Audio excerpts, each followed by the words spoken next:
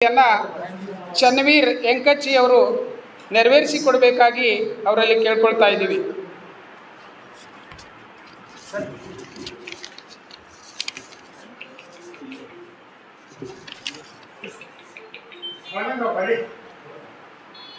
ಜ್ಞಾನದ ಹುತ್ತವೇ ಆಗಿರುವಂತಹ ಬಯಲು ನಾಡಿನ ಈ ಸಾಹಿತ್ಯದ ಸುದೆಗೆ ಉಗೆ ಉಗೆ ಎನ್ನುವುದರ ಮೂಲಕ ಇವತ್ತಿನ ಪ್ರಾರ್ಥನಾ ಗೀತೆಯನ್ನು ನೆರವೇರಿಸಿಕೊಟ್ಟಿರುವಂತಹ ಚನ್ನವೀರ್ ಅವರಿಗೆ ಧನ್ಯವಾದಗಳು. ಸಾಹಿತ್ಯ ಸಂಸ್ಕೃತ ಸಂಘ ಅಥಣಿ, ಕ್ರಿಯೇಟಿವ್ ಪುಸ್ತಕ ಮನೆ ಕಾರ್ಕಳ, ಪ್ರಾರ್ಥನಾ ವಿಜ್ಞಾನ ಪದವಿ ಪೂರ್ವ ಮಹಾವಿದ್ಯಾಲಯ ಅಥಣಿ ಇವರ ಸಹಯೋಗದಲ್ಲಿ ಡಾಕ್ಟರ್ ಬಾಳಾಸಾಹೇಬ್ ಲೋಕಾಪುರ್ ಸರ್ ಅವರ ಒಂದು 2 ಪುಸ್ತಕಗಳ ಬಿಡುಗಡೆ ಸಮಾರಂಭಕ್ಕೆ ನಾವು ಇಲ್ಲೆಲ್ಲ ಸೇರಿದ್ದೇವೆ.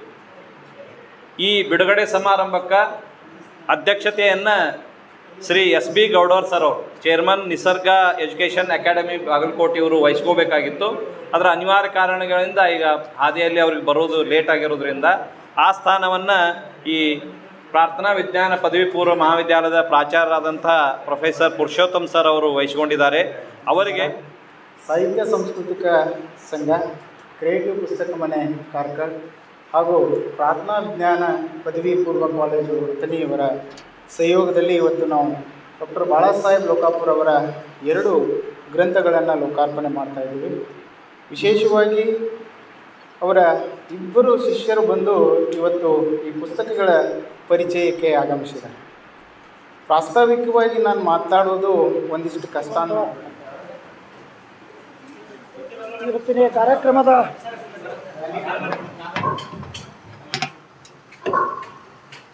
ಕಾರ್ಯಕ್ರಮದ ಅಧ್ಯಕ್ಷತೆಯನ್ನು ವಹಿಸಿರುವಂಥ ಈ ಪ್ರಾರ್ಥನಾ ಕಾಲೇಜಿನ ಪ್ರಾಚಾರ್ಯರೇ, ನಾನು ಸರಿ ಹೇಳ್ತಾ ಇದ್ದೀನಲ್ರಿ? ಪ್ರಾರ್ಥನಾ ಕಾಲೇಜಿನ ಪ್ರಾಚಾರ್ಯರೇ, ಪ್ರಾರ್ಥನಾ ಕಾಲೇಜಿನ ಪ್ರಾಚಾರ್ಯರೇ ಇವತ್ತು ಅಧ್ಯಕ್ಷತೆ ವಹಿಸ್ತಾ ಇದ್ದಾರೆ.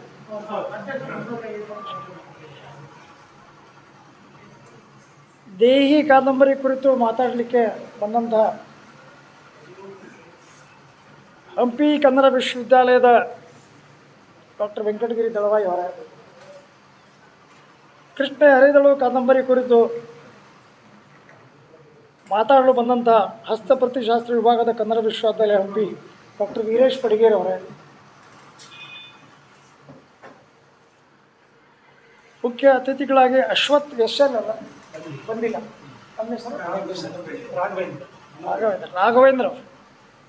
ರಾಘವೇಂದ್ರ ರಾವ್ ಅನುಬಳ್ಳೆ, ಉಪನ್ಯಾಸಕರು, ಕ್ರಿಯೇಟಿವ್ PU ಕಾಲೇಜ್ ಕಾರ್ಕಳ, ಸರೇ ಅವರೇ, ಬಾಳಾಸಾಹೇಬ್ ಲೋಕಾಪುರ್ ಅವರೇ, ಎಲ್ಲ ಸಾಹಿತ್ಯ ಆಸಕ್ತರೇ.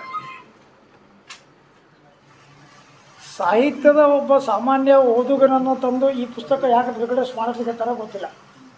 ಸಾಮಾನ್ಯ ಜನನೂ ಈ ಪುಸ್ತಕ ಓದಬೇಕು ಅನ್ನೋ ಉದ್ದೇಶ ಇರಬೇಕು.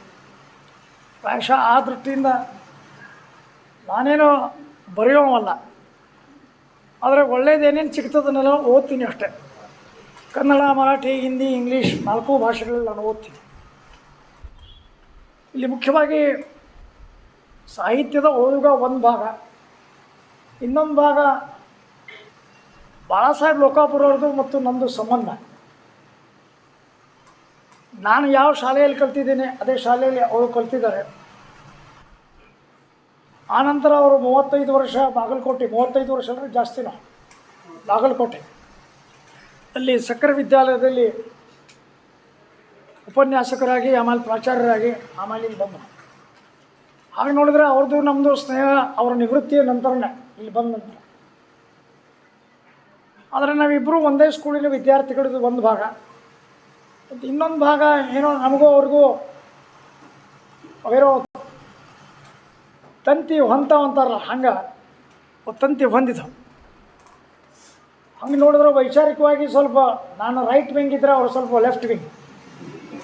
ಆದರೆ ನಮ್ಮ ದೋಸ್ತಿಗೆ ಈ ಲೆಫ್ಟು ರೈಟು ಯಾವುದೂ ಅಡಚಣೆ ಆಗಿಲ್ಲ. ವೈಯಕ್ತಿಕ ಸ್ನೇಹಕ್ಕೆ ಇದು ಯಾವುದೂ ಅಡಚಣೆ ಆಗಬಾರ್ದು. ಹೋಗಲ್ರಿ ಕುಂದರ್ಗರ?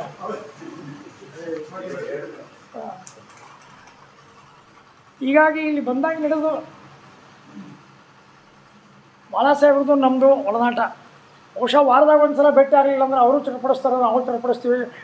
ಜರಿಯವ್ರ ಕಡೆಯಿಂದ ಹೇಳಿ ಕಳಿಸ್ತಾರೆ, ಬರ್ತಾರೆ, ಅವ್ನು ತಾಸು ಕೂತು ಮಾತಾಡ್ತೀವಿ. ಮತ್ತು ಅವ್ರದ್ದು ಸಾಹಿತ್ಯದ ಕೃಷಿ ಮತ್ತು ಕೇಂದ್ರ ಸಾಹಿತ್ಯ ಅಕಾಡೆಮಿಯ ಅವರ ಸದಸ್ಯತ್ವ, ನಮ್ಮ ಅಥಣಿಗೆ ಒಂದು ಅಮೃತ ಸಿಂಚನವಾಗಿ ಬಂದಿದೆ ಅಂತ ಹೇಳಿದ್ರೆ ನಾನೇನು ಅತಿಶಯೋಕ್ತಿ ಹೇಳ್ತೀನಿ ಅಂತಲ್ಲ. ನಮ್ಮ JE ಸೊಸೈಟಿಯ ಲೋಕಾಪುರ ಕಾಲೇಜಿನ ಅನೇಕ ಸಾಹಿತ್ಯಿಕ ಚಟುವಟಿಕೆಗಳಿಗೆ ಇವತ್ತು ನೀರು ಗೊಬ್ಬರ ಎಲ್ಲ ಹಾಕಿ ಅದನ್ನು ಪೋಷಿಸ್ತಿರೋರು ಬಾಳಾಸಾಹೇಬ್ ಲೋಕಾಪುರ. ಅವರೆಷ್ಟು ಮುಕ್ತವಾದಂತಹ ಮನಸ್ಸು ಅನ್ನೋದು ಅವರ ಮಾತುಗಳಲ್ಲಿ ನಾನು ಸುಮ್ಮನೆ ಕೇಳಿಸ್ಕೊಳ್ತಾ ಇದ್ದೆ. ಅವರು ಎಡ, ನಾನು ಬಲ ಅಂತ. ಇದು ಕಷ್ಟ. ನಮಗಂತೂ ನನ್ನ ತಲೆಮಾರಿನಲ್ಲಿ ಈ ಕನ್ಫ್ಯೂಷನ್ ತುಂಬ ಇದೆ. ನಾವು ಈಗ ನಂಬಿಕೊಂಡಿರೋದು ಏನಂತಂದರೆ ಬಲದಲ್ಲಿ ಎಡ ಇದೆ, ಎಡದಲ್ಲಿ ಬಲ ಇದೆ ಅಂತ. ಈ ಕಾರಣಕ್ಕೆ ಇದು ಬಹಳ ಕ್ಲಿಯರ್ ಆದಂಥ ರೂಟ್ ಮ್ಯಾಪ್ ಆಗಿ ನನಗಂತೂ ಕಾಣಿಸ್ತಾ ಇಲ್ಲ. ಎಡನೇ ಬೇರೆ ಬಲನೇ ಬೇರೆ ಅನ್ನುವಂತಹದ್ದು ಇಲ್ಲ.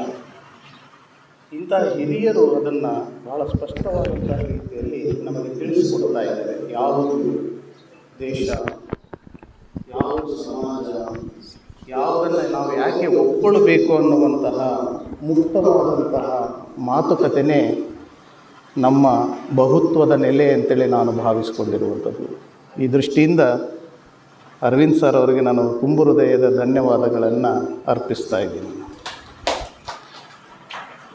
ಬಾಳಣ್ಣನ 10ನೇ ಕಾದಂಬರಿ ದೇಹಿ. ಈ 10ನೇ ಕಾದಂಬರಿ ತುಂಬ ವಿಶೇಷವಾದಂತಹ ನೆಲೆ ಒಳಗಡೆ ಚರ್ಚೆ ಆಗಿದೆ ಅಂತೇಳಿ ನಾನು ಭಾವಿಸ್ತಾ ಇದ್ದೀನಿ. ಇಡೀ ಬಾಳಣ್ಣನ ಬರಹಕ್ಕೆ, ಭಾಷೆಗೆ ಒಂದು ರೇಡಿಯೋ ಪುಸ್ತಕ ಮನೆ ಕಾರ್ಕಳ ಪ್ರಾರ್ಥನಾ ವಿಜ್ಞಾನ ಪದವಿ ಪೂರ್ವ ಕಾಲೇಜ್ ಅಥಣಿ ಇವರ ಆಶ್ರಯದಲ್ಲಿ 2 ಪುಸ್ತಕಗಳ ಬಿಡುಗಡೆ ಮಾಡ್ತಕ್ಕಂಥ ಹಿರಿಯರಾದ ಅರವಿಂದರಾವ್ ದೇಶಪಾಂಡೆ ಸರ್ ಅವರೇ, ವೆಂಕಟಗಿರಿ ದಳವಾಯಿ ಅವರೇ, ಬಾಳಾಸಾಹೇಬ್ ಲೋಕಾಪುರ ಸರ್ ಅವರೇ ಮತ್ತು ವೇದಿಕೆ ಮೇಲೆ ಗಣ್ಯರೇ, ಮದುವೆ ಇರ್ತಕ್ಕಂಥ ಎಲ್ಲ ಸಾಂಸ್ಕೃತಿಕ ಮನಸ್ಸುಳ್ಳವರೇ ಮತ್ತು ಶ್ರೀಮತಿ ಲೋಕಾಪುರ ಮೇಡಮ್ ಅವರಿಗೆ ನಮಸ್ಕಾರ ಮಾಡ್ತಾ, ಕೃಷ್ಣೆ ಹರಿದಳು 2016ರಲ್ಲಿ ಕೃಷ್ಣೆಯ ಬಲಭಾಗದಲ್ಲಿ ಮುಧೋಳ ಕನ್ನಡ ಸಾಹಿತ್ಯ ಪರಿಷತ್ನಲ್ಲಿ ಮಾತಾಡಿದ್ದೆ. 10 ವರ್ಷ ನಂತರ ಅವಳ ಎಡಭಾಗದಲ್ಲಿ ಕೃಷ್ಣೆಯ ಒಡಲಲ್ಲಿ ನಿಂತು ಈ ಪುಸ್ತಕವನ್ನು ಪರಿಚಯ ಮಾಡ್ತಕ್ಕಂಥ ಒಂದು ಅವಕಾಶ ಮತ್ತು ಅದೃಷ್ಟ ನನಗೆ ಬಂದಿದೆ. ಭಾಳ ಮುಖ್ಯವಾಗಿ PUCಯಲ್ಲಿ ನನ್ನ ಪ್ರೀತಿಯ ಗುರುಗಳಾಗಿರ್ತಕ್ಕಂಥ ಬಾಳಾಸಾಹೇಬ್ ಲೋಕಾಪುರ ಇವತ್ತು ನನ್ನನ್ನು ಇಲ್ಲಿ ಕರೆದು ಇದರ ಬಗ್ಗೆ ಮಾತಾಡೋಕ್ಕೆ ಹೇಳಿದ್ದಾರೆ. ನಾನು ಕೃತಿ ಪರಿಚಯವನ್ನಾಗಲಿ ವ್ಯಾಖ್ಯಾನವನ್ನು ಮಾಡಿದೆ. ಕೃಷ್ಣ ಹರಿದಳು ನನ್ನ 2ನೇ ಓದಿನ ಸುಖವನ್ನು ನಿಮ್ಮ ಜೊತೆ ಹಂಚಿಕೊಳ್ಳೋಕ್ಕೆ ಪ್ರಯತ್ನ ಮಾಡಿದೆ.